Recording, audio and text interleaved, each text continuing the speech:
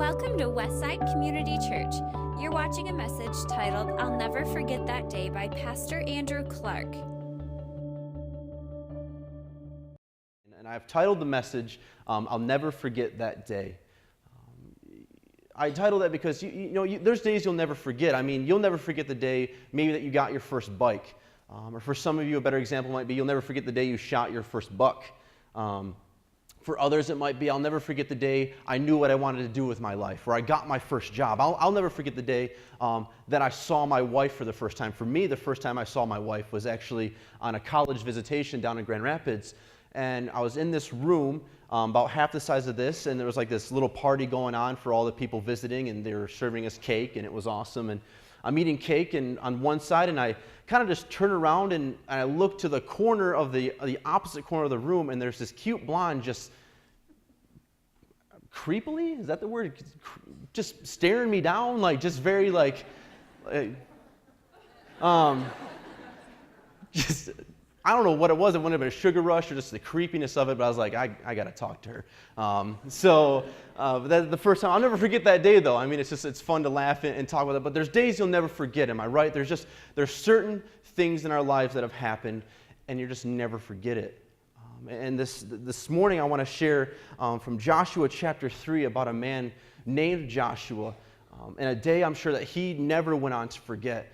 A day that he had a chance to really lead the people of Israel, an opportunity for him to really show what kind of faith he had in Jesus Christ or in God. And so I want to share that. But another thing I want to share is I'll never forget the day when I turned 12 years old.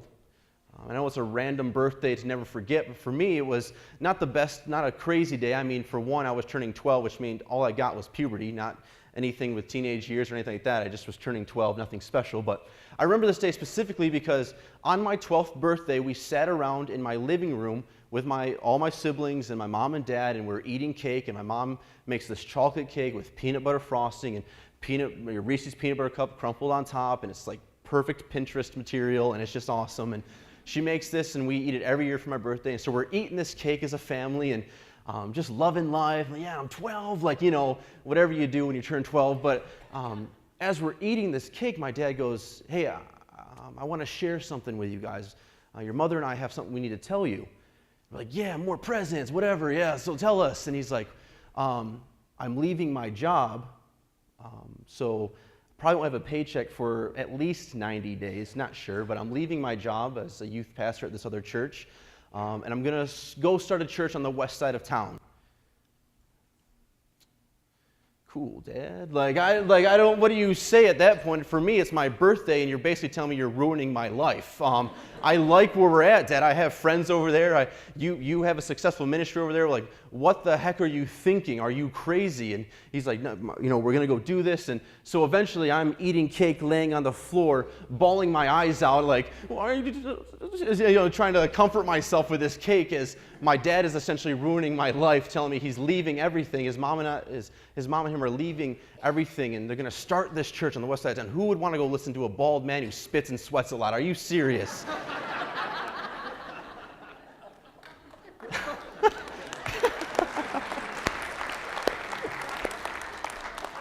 That'll serve him for not showing up. But I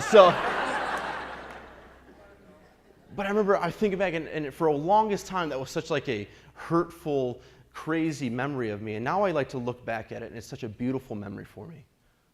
Because look what God has done here at Westside.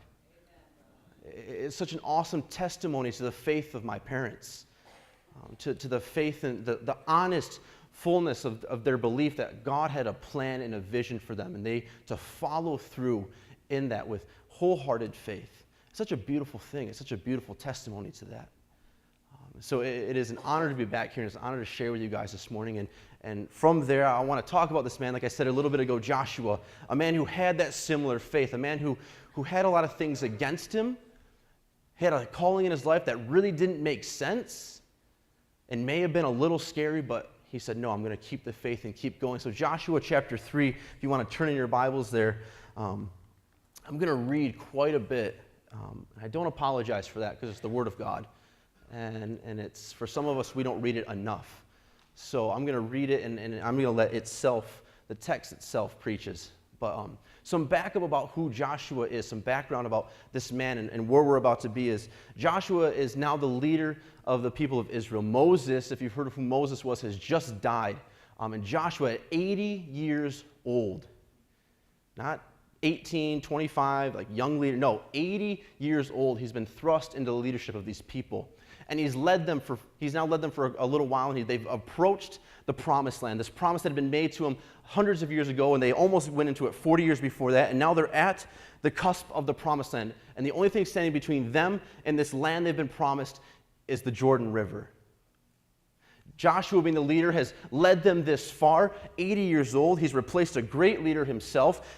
He was one of the original 12 spies and one of the only 2 of those 12 spies who saw the promised land and said, let's go now, 40 years before that, only to have the people say, no, we don't want to go there. So it's not like he's been here. He's been here before. He's seen, I mean, this guy's had a lot of stuff come against him. He's had a lot of issues in which it would have made sense for him just to say, throw his arms and say, all right, I give up, whatever.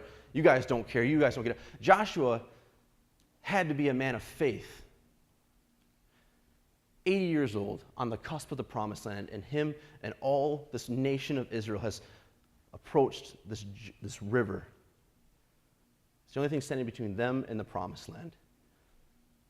And so Joshua chapter 3 is the story of what happened. So if you want to read along with me, Joshua chapter 3, it'll be on the screen. It says this. Early in the morning, Joshua and all the Israelites set out from Shittim and went to the Jordan, where they camped before crossing over. We'll stop there. One verse. Early in the morning. Who likes to sleep? Let's be honest. Yep, sleep is awesome. My wife is a heavy sleeper. I love to sleep. It's great. But I think it's time we get up. I think it's time we get up. I think it's time we wake up. Pastor Andy said, do you want a revival? A revival starts with you, with the awakening of your soul, the awakening of your faith in who Jesus Christ is and what he has done for you. Joshua arose early in the morning. The people rose early in the morning. They had been wandering for 40 years. I think they had every right to maybe sleep in a little bit, am I right? And instead, they rose early and went. This morning, some of us need to wake up and begin to take our faith more seriously. We need to wake up and say, God, you are here, you have never left, and you will always be here, and I want to take that seriously, God. Start a revival in me, God. Make this faith real in me, God. I need to take you more seriously. I need to rise up. I need to be woken up. Some of us say, God's not leading me. Why won't he wake me up?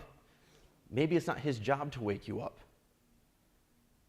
Maybe he's sitting there going, let's go. I've been saying, let's go. They rose early and they went. They had the faith to keep going and to go on. Let's keep reading. That was one verse. Awesome. Verse 2. After 3 days, the officers went throughout the camp, giving orders to the people. They said, when you see the Ark of the Covenant of the Lord your God, and Levitical priests carrying it, you are to move out from your positions and follow it. Verse 4, then you will know which way to go, since you have never been this way before. Then you will know which way to go, because you have never been this way before. But keep a distance of about 2,000 cubits between you and the ark. Do not go near it. Then you will know which way to go.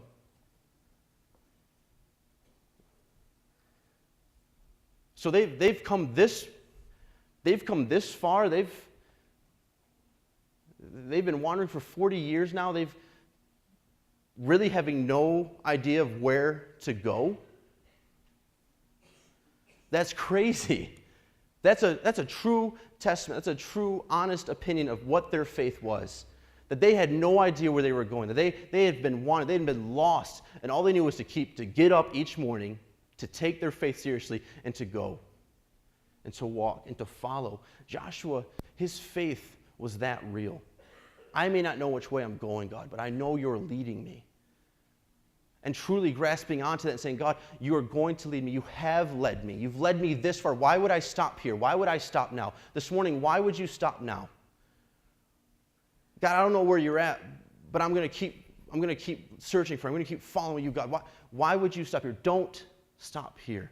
It would have been so easy for them to approach that river, am I right, to see this giant body of water and say, okay, just over there is the promised land, and just back here is whatever. So should we cross through the water or should we leave? And for them to say, no, we're going to get up and we're going to go.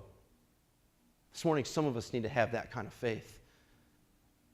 I may not know where I'm going. I may not know, God, what you exactly have planned for me, but I know I'm supposed to follow you. I'm supposed to remain faithful to you and your lead. I'm supposed to read your word. I'm supposed to pray to you. I'm supposed to dive into you, God, because I know you have a direction for me. I know you have a plan for me, God.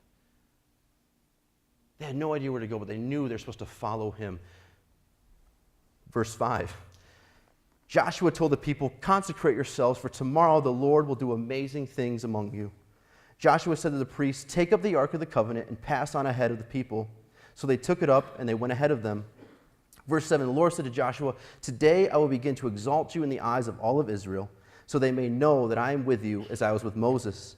Tell the priests who carry the Ark of the Covenant, when you reach the edge of the Jordan's waters, go and stand in the river. Joshua said to the Israelites, come here and listen to the words of the Lord your God. Verse 10, this is how you will know that the living God is among you, and that he will certainly drive out others before you, the Canaanites, the Hittites, the Hivites, the Perizzites, the Girgashites, the Amorites, the Jebusites, all the Zites. See, the Ark of the Covenant of the Lord of all the earth will go into the Jordan ahead of you. Now, then choose 12 men from the tribes of Israel, one from each tribe, and have them, as soon as the priests who carry the Ark of the Lord of all the earth, might I add, set the foot in the Jordan River, its waters flowing down from the stream will be cut off and stand up in a heap. So the people broke the camp to the Jordan, to cross the Jordan. The priests carrying the Ark of the Covenant went ahead of them. Verse 15, now the Jordan is at flood stage. It's flooding. This isn't just a little creek you skip through, hop on some hippos' bums. No, this is a flooding, raging river that they're now supposed to cross. And all they know is as the ark approaches it, the water's just supposed to split apart and they'll cross over on dry ground. Awesome, God. Now the Jordan is at flood stage, all during the harvest. Yet as soon as the priests who carried the ark reached the Jordan and their feet touched the water's edge, they didn't take a couple steps in, as soon as their feet touched the edge, the water stopped from upstream and it stopped flowing. It piled up in a heap a great distance away at a town called Adam in the vicinity of Zarethan, while the water flowing down to the Sea of Araba, which is the Dead Sea, was completely cut off. So the people crossed over opposite Jericho. It's flooding, and yet it still splits. God still separated the waters. This morning, some of us are in a flood season. Some of us are sitting here saying, you know what, really losing my job wouldn't be a big deal if my marriage wasn't falling apart. Me being sick wouldn't really be that huge of a deal if my kids weren't always getting in trouble. That disease I just contracted, I could handle that, God. If you would have just given me that issue, God, I might have been able to fight that, but I also have these. My family's fallen apart. For some of us, it's a flood season. For some of us, it's really easy just to stand here and say, I'm good. I've made it this far, God, but now it's flooding? Really? Really? I've followed you this far. I've been faithful this far, and now my life is falling apart, God? Let me remind you that God is, even in this situation, God split the waters before. He's calmed the storm for them before. He's separated the waters from the land. He's done this before. And how quickly do we forget that when it starts flooding, when it starts getting crazy, how quickly do we forget the things God has already done for you? How quickly do we forget the things God said he's going to do, and he's already, the blessings, how quickly do we forget that? It's flood season. That's all we focus on is right here, right now. And God said, no. I don't care if it's flood season. I don't care about any of this stuff. I've done this before. I've split the waters before. You're going to walk on dry ground. You're going to get across on dry ground. I promise you that. But it's the faith to say, you know what, God? I know you will.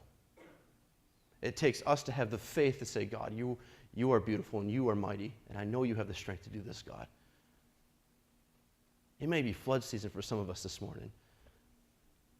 But God's not going to leave you out there to drown. It's the faith. Let's go on, verse 17.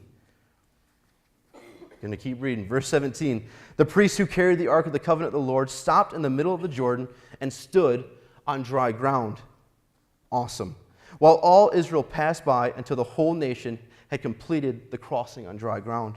Chapter 4, when the whole nation had finished crossing the Jordan, the Lord said to Joshua, choose 12 men from among the people, one for each tribe, and tell them to take up 12 stones from the middle of the Jordan, from right where the priests are standing, and carry them over with you and put them down in the place where you stay tonight. So Joshua called together 12 men he had appointed from the Israelites, one from each tribe, and said to them, go over before the ark of the Lord your God into the middle of the Jordan. Each of you is to take up a stone on his shoulder, not a pebble, not a skipping rock, not kick some sand, a boulder. You got to pick something up that you got to carry on your shoulder. Don't bring me no handful of sand. He wants them to pick up a rock that's going to take more than one hand to carry and bring it out. To serve as a sign among you. In the future, this is verse 6, to serve as a sign among you. In the future, when your children ask, what do these stones mean? So pile these stones up, so when your children ask, what do these stones mean? Verse 7, tell them that the flow of the Jordan was cut off before the ark of the covenant of the Lord. When it crossed the Jordan, the waters of the Jordan were cut off. These stones are to be a memorial to the people of Israel forever. So the Israelites did as Joshua commanded them. They took 12 stones from the middle of the Jordan, according to the number of tribes of the Israelites, as the Lord had told Joshua, and they carried them over and to their camp where they put them down. Verse 9, Joshua set up the 12 stones that had been in the middle of the Jordan at the spot where the ark had been, and and they were there to this day. Joshua set up the 12 stones that had been there in the middle of the Jordan at the spot where the priests had carried the ark of the covenant, and they're there to this day. Skip ahead with me to verse 19. Almost done. Verse 19. On the 10th day of the first month, the people went up from the Jordan and camped at Gilgal on the eastern border of Jericho. And Joshua set up at Gilgal the 12 stones they had taken out of the Jordan. He said to the Israelites, in the future, when your descendants ask their parents, what do these stones mean? Verse 22, tell them, Israel crossed the Jordan on dry ground. For the Lord your God dried up the Jordan before you until you had crossed over. The Lord your God did to the Jordan the same he had done to the Red Sea when he dried it up before us until we had crossed over. And finally, verse 24, he did this so that all the peoples of the earth might know that the hand of the Lord is powerful, and so that you might always fear the Lord your God. Amen. They're supposed to pick up these stones and set them together as a memorial, a reminder of what God had just done and what God has done and what God will do for them. In college, I had a professor that whenever we'd study for exams or tests, he'd always make comments like, well, I've forgotten more than you know, or I've learned more and forgotten more and don't even remember some of the stuff I learned than you'll ever know. He'd say he was an old, 90-year-old encyclopedia man, but he'd always make these comments, I've forgotten more. But I think about that this morning, and I wonder, what things have you forgotten about God? What things have you forgotten about God that God has done for you, that God has said about you? Have you read the scriptures? Do you know what God says, how he feels about you? You see, if we're going to take our faith seriously, we need to be doing things to remind ourselves of what God has done and what he's going to do. Every year I've had a chance to, with Dawn Bassett, who attends here at Westside, she runs an organization called North Shore Outdoor Ministries. It's a camping organization. They take youth groups and do these mission projects. And I've got a chance to work and attend and bring my own youth group up to this trip. And every year and every camp, she takes all the groups to Pierce Stocking Sand Dune. Do you guys kind of know where I'm talking about? Pierce Stocking Sand Dune is like the 450, 500-foot sand dune out by Lake Michigan. It's the one that's like this. It's got the sign that says if you climb and can't get up, you're screwed. It's got that sign. Yes. So every year she takes a group to there. It's the one that you can hop down in 3 seconds and it'll take you 3 hours to climb back up. It's this massive pile of sand. and it looks so fun, and so you can like fly, like you hop, and you're like, and then you land, and like you just keep skipping. So every year we go to this sand dune and we just haul down it, and then we turn around and we're like, oh my gosh. So, and then you climb back up, and at the bottom is Lake Michigan, and you get to swim, and so the bottom is awesome, and it's the getting back up that's always tough. And every year I honestly would pick up a stone or some sort of a rock or something. I would like to carry it up to the top of me. I've kept some of them, and others I just carried up to say I did it. But yeah, I would pick something up and I would hold on to that rock. And as I climbed, and every step forward I'd take, and I'd slide 2 steps back, I would hold on to that rock, and I would keep climbing. And I would keep telling myself, all right, don't stop. Don't stop. Keep your head down. Keep going. Don't stop. And again, one slide, and you saw sand that you saw 2 hours earlier. It just, you climb and you climb. It actually, the hill, it gets to one point and it kind of like bumps, and then it jets back up. And so you get to a point where you're like, I've made, no, and then you keep climbing. But I would keep these stones, and I even had one in my car as a reminder of defeating and making it back up that hill. When it would have been easier just to call the lifeguard, or maybe walk the couple miles along the beach shore to find an easier path up, or just to give up and take forever to climb it. And I just keep thinking about that, and I just wonder, what are you doing? What are we doing to remember the things God has done? So when flood season comes, when those hills that come in our life that are impossible to climb, every step forward seems like 2 steps back, what are we doing? Where is our faith at? To remind ourselves and remember who God is, what God has done, and what He's going to do. Where's your faith at this morning? Are you rising early? Are you taking it seriously? You may not know which way to go. I'm lost, God, but I know you're here with me. Let's go. For some of us, it just may be flood season. It just may seem like nothing gets easier. God says, no, come with me. Have faith in me. I will not fail you. I love the verse in Matthew 21, verse 42. It said, Jesus said to them, have you never read the Scriptures? The stone the builders rejected has become the cornerstone. The Lord has done this, and it is marvelous in your eyes. He says it almost as a question. He says it as a question. Have you never read the Scriptures? And I read that and I think to myself, have I never read the Scriptures? Have I never really dug into this and really seen what God actually says? The reality is this: a cornerstone, and I don't know too much about it, I just know it's the first point. It's placed, and everything from that is, everything in a building is built off that cornerstone. But it starts with that stone. It starts with that being placed, and then everything gets built up. This morning, your life, your faith, has to start with the cornerstone that is Jesus Christ. It's got to come a point when we stop trying to build off ourselves, stop trying to build off this fake stuff, and realize, no, I need Jesus to be my cornerstone, my firm foundation. I'm tired of slipping in the sand, God. I'm tired of stumbling along, God. I just need you. I need to have that faith in you. How about today is this? How about today is that you'll never forget that Jesus became your cornerstone?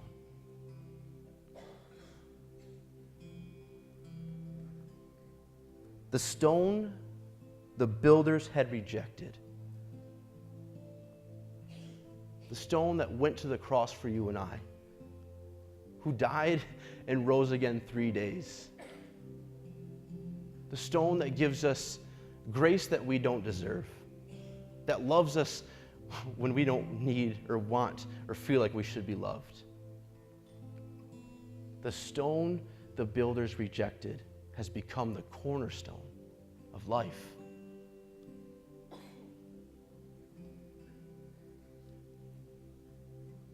The stone the builders rejected has become the cornerstone.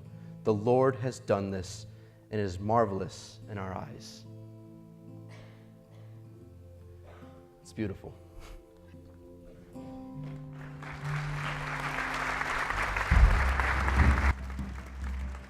Thanks, Pastor Andrew. Will we stand one more time? Let's sing another song to the Lord before we go today.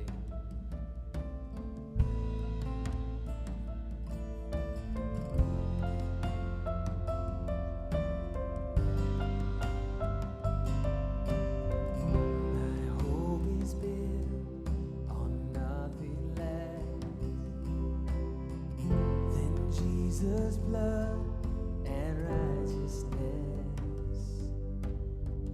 I dare not trust the sweetest frame, but wholly trust in Jesus' name. Sing it again. My hope Is built on nothing less than Jesus' blood and righteousness. I dare not trust the sweetest frame, but wholly trust in Jesus' name.